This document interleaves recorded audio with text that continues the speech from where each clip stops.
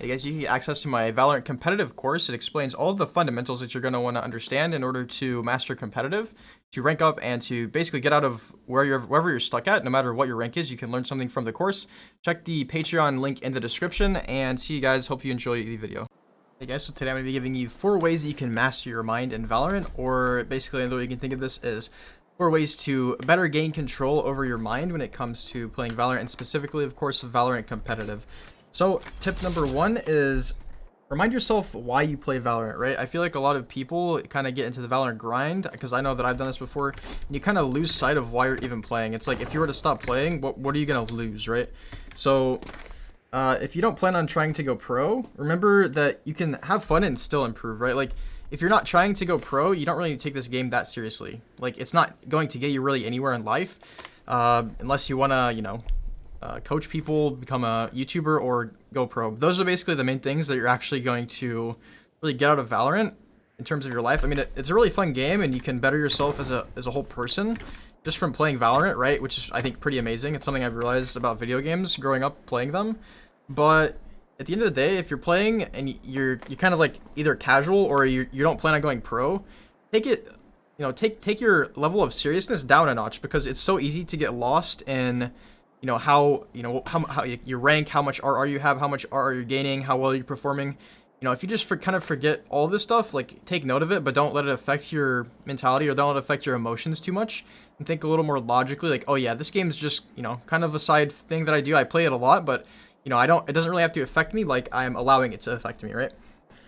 Taking the game too seriously leads to many more negative emotions than necessary, right? So, imagine you're like, oh, I'm so close. I'm Diamond 3, or I'm Ascendant 3, 99 RR, 1 RR away. Wait, like this is a pretty exaggerated example. So like, you're 1 RR away, you lose a game. That's going to really upset you. Whereas someone that is, 99 RR, about to rank up to the next tier, and they just kind of are playing for fun, just kind of chilling, right? I don't want to say like, it's just a game, because I understand that hearing this is very frustrating, because people say this all the time. It's just a game, bro. Blah, blah, blah, blah, blah, right? It's just kind of dumb to say that, because I understand that to some people, it's not just a game. It's kind of like a part of their life. It's a very, crucial, important part of their life. But you still can take your level of seriousness down a notch. That's kind of the first tip here, right? So number 2 is focus on weaknesses and take advantage of strengths, right? So everyone that plays this game, everyone that has a life, which is everyone that's watching this video, has strengths and weaknesses inherently as a part of them. And whenever we're talking about Valorant, you also have those strengths and weaknesses in your gameplay and in different domains of your gameplay, right? So mechanics, mentality, comms, strategizing.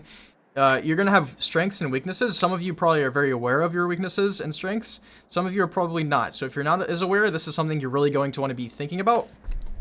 Weaknesses that you aren't aware of will severely limit your potential to grow, right? Because basically, if there's something that is extremely limiting to your potential to to get better and rank up, and you're not aware of it, say it is your, I don't know, your toxicity or your mentality, say that you never realize that, say you never see these things as limiting you or holding you back, you're never going to grow out of that, state, right? Because you don't see those as your weaknesses. If you see those as your weaknesses and you understand that weaknesses can be strengthened, then you're going to get out of that state much quicker, because you realize your weaknesses, right?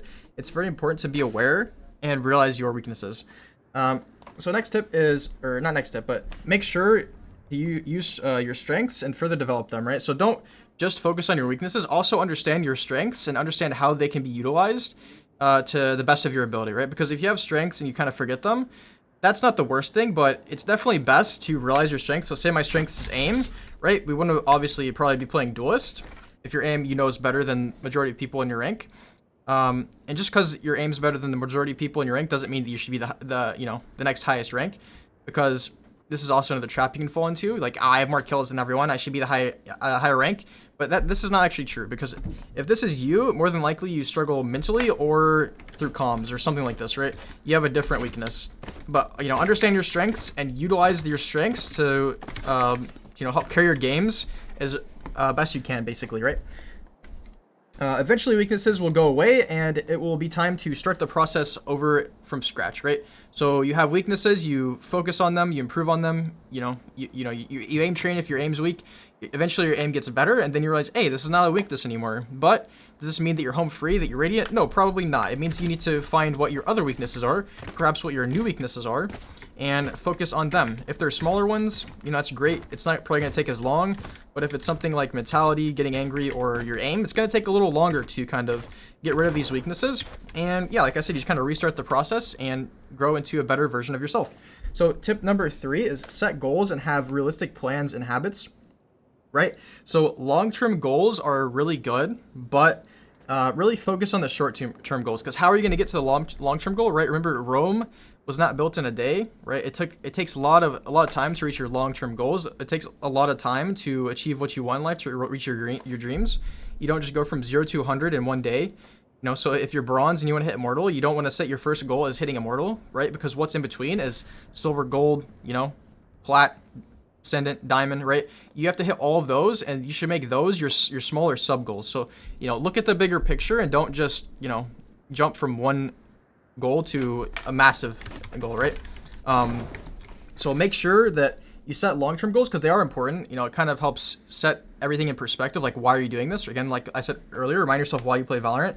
Are you playing to reach plat right now? Are you playing to reach immortal? Or are you trying to go radiant, pro? Like, you know, because these things matter. It's going to change how your approach to Valorant actually is. If your aim is holding you back, for example, emphasis on training and practicing aim mechanics.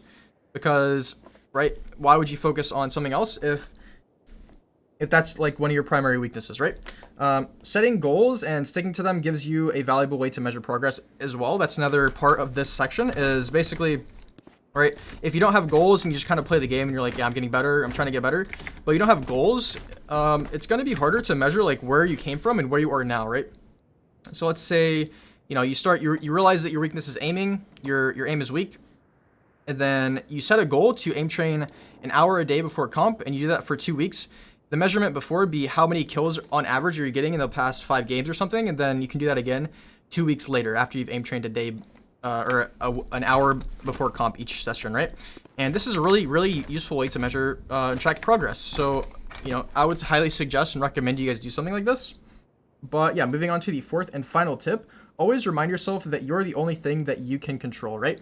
Because a lot of people seem to forget this. From my experience coaching and understanding why people think they're stuck in lower ranks, the only thing you can control is yourself. So it's kind of silly, or, you know, pointless to blame teammates or to put so much energy into, oh, my teammates are bad, you know, or anything, right? Anything that happens that's out of your control, you can be aware of it, but don't, like, you know, don't put so much energy into it that it's just debilitating for your, you know, for your potential to still win the game on your own.